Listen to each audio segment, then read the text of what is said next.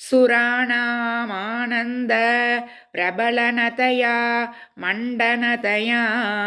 नकेन्दुज्योत्स्नाभिः विसृमरतमखण्डनदया वयोजश्रीत्वे स व्रतरततया द्वच्चरणयोः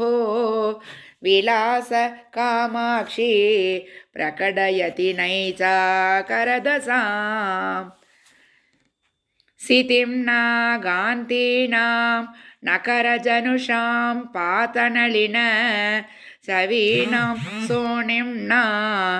दवजननि कामाक्षि नमने लपन्ते मन्दार क्रदितनवबन्धूककुसुम स्रजां सामीशिन्यो सुरपुरपुरन्त्री कसपराः स्फुरन्मध्ये सुत्ते नखकिरणदुग्धाप्तिभयशां वहन्नब्जं चक्रं तरमभि च लोकात्मकतया श्रितो मात्यस्रूपं श्रियमभि ततानो निरुपमां त्रिताम कामाक्ष्याः पतनलिननाम विजयते नगश्री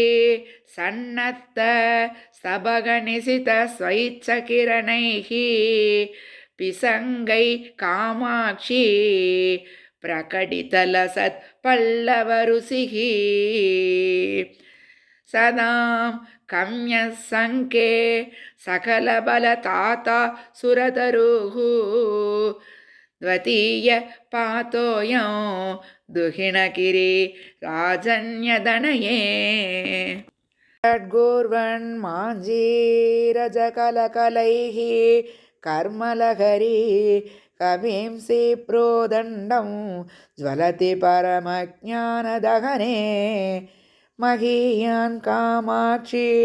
स्फुटमहसि जोहोति सुतियां मनोवेद्यां मादः दव चरणयज्वागिरिसुते महामन्त्रं किञ्चिन् मणिकडकनादैर्मृदुजबन् क्षिबन् दिक्षु स्वच्छं नखरुचिमयं बाष्मणरजः नतानां कामाक्षी प्रकृतिपडुरुच्चाट्यममता पिशासी पातोऽयं प्रकटयति दे मान्द्रिकदशा उतीते बोधेन्दौ तमसि नितरां जग्मुषिदशां दरिद्रं कामाक्षी प्रकटमनुरागं विदधति सिदेनाचात्याङ्गं न करुषि पडेनाङ्घ्रियुगली पुरन्द्री दे मादः स्वयमभिसरत्येव हृदयं दिनारम्भसम्पन्नविन विभिन्नानामभिनवो विकासो वासन्तः सुखविविकलोकस्य नियतः प्रदोष कामाक्षी प्रकटपरमज्ञानशशिनः चकास्ति द्वत्पाद स्मरणमहिमा शैलदनये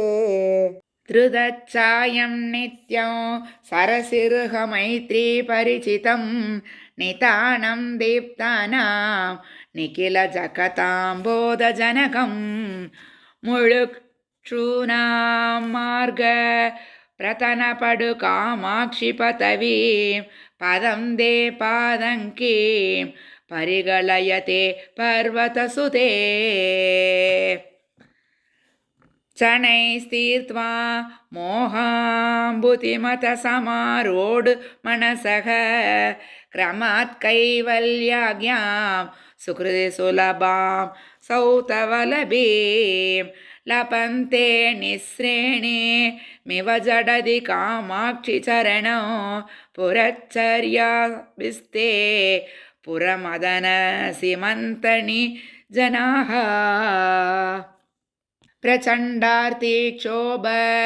प्रमदनकृते प्रादिपरिषत् प्रवाह प्रोतण्डे करणजलदाय प्रणमतां प्रदीपाय प्रौढे भवतमसि कामाक्षि चरण प्रसादोन्मुख्याय स्पृहयति जनोऽयं जननि ते मरुद्भिसंसेव्या सततमभिसाञ्चल्यरहिता सदारुण्यं यान्ति परिणतिदरिद्रानशुषमा गुणोत्कर्षान् मञ्जीरजगलगलैर्दर्जनपडुः प्रबालं कामाक्ष्याः परिहसति पादाब्जयुगली जगत्रक्षा दक्षा जलजरुसि शिक्षा पडुतरा सुरैर्नम्या रम्या सततमभिगम्या बुधजनैः द्वयी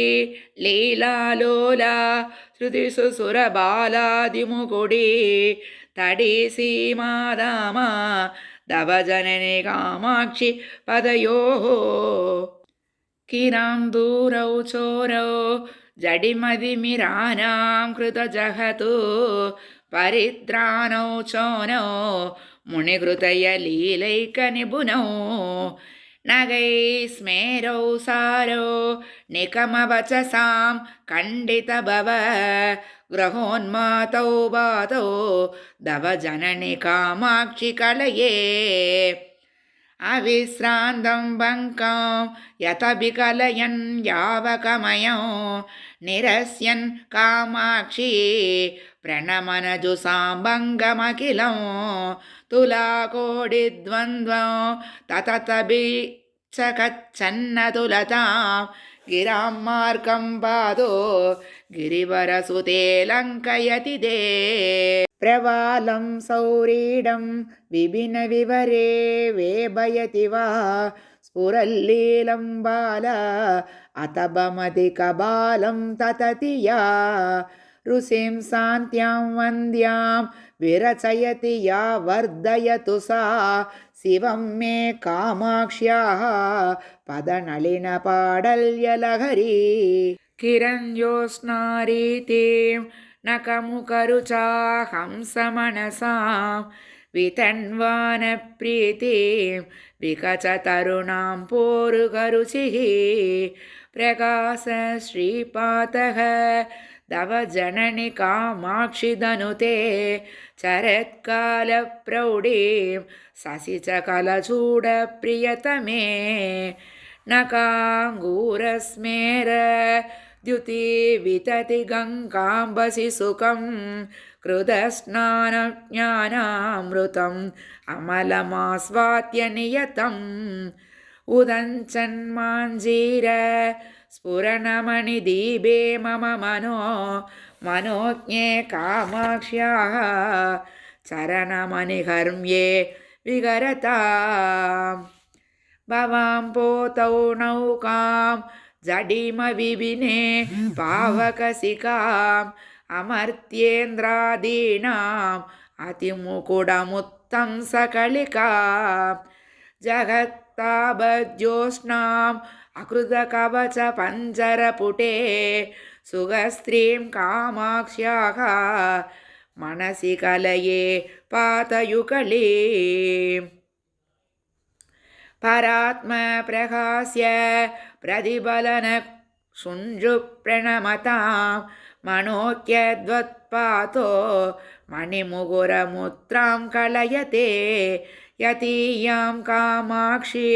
प्रकृतिमसृणा चोदकदशां वितातुं चेष्टन्ते वलरिभुवतूडि कचपराः अविश्रान्तं दिष्ट अकृतकवच कन्दरपुटी कुटीरान्धप्रौढं न करुषि सटालिं प्रकटयन् प्रचण्डं खण्डत्वं नयतु मम कामाक्षिधरसा तमो वेतण्डेन्द्रं तव चरणकण्डीरवपतिः पुरस्तात् कामाक्षी प्रसुररशमा कण्ठलपुरी पुरन्द्रीणां लास्यं धवललितमालोक्य चणकैः नगश्रीभिस्मेरा बहुवितनुते नूपुररवैः समत्कृत्यासङ्के चरणयुगले चाडुरचनाः सरोजं निन्तन्ति नखकिरणकर्पूरचिचिरा निसिक्ता मारारेः मुकुटशशिरेखा हिमजलैः स्फुरन्ति कामाक्षी स्फुटरुचिमये पल्लवचये दवातत्ते मैत्रीं पदिगसुतृषा पातयुगले नतानां सम्बत्तेः अनवरतमाकर्षणजबः प्ररोहत् संसार प्रसरगरिमसम्पन्नजबः द्वदीय कामाक्षी स्मरहरमनोमोहनजबः पडीयान् पायात् पदनलिनमञ्जीरनिनतः विदन्वीतानाते मम शिरसि कामाक्षि कृपया पताम्बोजन्यासं पशुपरिपृढप्राणदयिते पिबन्नो यन्मुद्रां प्रकटमुपकम्पापरिशरं दृशानानन्द्यन्ते नलिनभवनारायणमुखाः प्रणामोत्यद्बृन्दारकमुकुडमन्दारकलिका विलोलल्लोलम्ब प्रकरमयधूमप्रसुरिमा प्रदीप्तपाताब्ज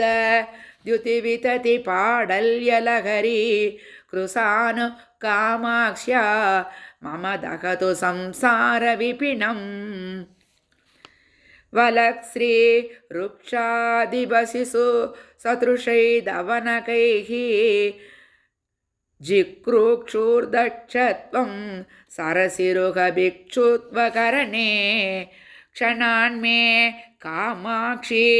शबितभवसंक्षोभकरिमा वसो वैक्षण्यं चरणयुगले भक्स्मलयदात् समन्दात् कामाक्षी शततिमिरसन्तानसुभकान् अनन्ताभिर्भाभिः दिनमनुतिकन्तान् विरचयन् अहन्दायाहन्दा मम जडिमतन्तावलहरी विबिन्दां सन्तापं तव चरणचिन्तामणिरसौ तथा नो भास्वताम् अमृतनिलयो लोहितवपुः विनम्राणां सौम्यो गुरुरपि कवित्संसकलयन् कतौ मन्तो गङ्गातर महिषि कामाक्षि भजतां तमकेतुर्मादः तव चरणपद्मो विजयते नयन्तीं दासत्वं नलिनभवमुख्यानसुलभ प्रधानाद्दीनानाम् अमरदरुतौर्भाग्यजननीं जगज्जन्मक्षेम क्षयविधिषु कामाक्षिपतयोः दुरीणामीष्टे गस्तव पणितुमाहो पुरुषिकाम्